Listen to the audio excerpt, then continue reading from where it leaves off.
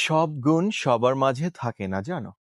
কেউ হয়তোবা সুন্দর হয়, স্মার্ট হয়, সুদর্শন হয়, আবার কেউ হয় বিশ্বস্ত, ভদ্র, জেন্টলম্যান। তাই সব গুণ সবার মাঝে থাকে না। কিছু কিছু মানুষ প্রশ্ন করে প্রায় যে ভাইয়া একটা সুন্দর মেয়ে খুঁজছি, ভাইয়া একটা হ্যান্ডসাম ছেলে খুঁজছি, বাট মনের মতো আসলে পাচ্ছি না বিধায় বিয়ে হচ্ছে না, মনের মতো পাচ্ছি না বিধায় রিলেশনশিপে যেতে পারছি না।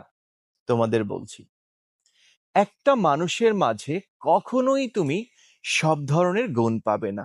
কোনো মানুষ হয়তো দেখতে স্মার্ট হবে, হ্যান্ডসাম হবে, গায়ের রং ফর্সা হবে, ধনী ছেলে হবে, অনেক রিচ হবে, কিন্তু হয়তোবা হতে পারে তার ক্যারেক্টারটাই ভালো না, যেটা তোমার মূল প্রয়োজন।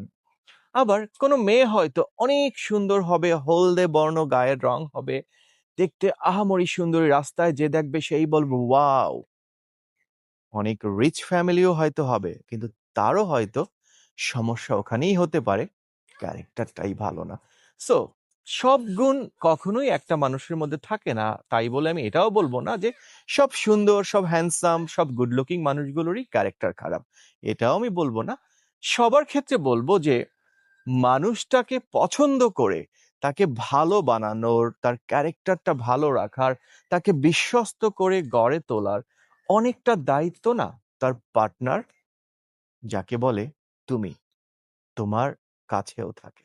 তুমি একটা মানুষকে যেভাবে চাও সেভাবেই ভালোবাসা দিয়ে হয়তোবা 80% ঠিক করে নিতে পারো। তাই একটা মানুষের মধ্যে সব ধরনের গুণ না খুঁজে একটা মানুষ খুঁজে বের করো, গুণ তৈরি করে নিও। ভালো থেকো সবাই। Love you.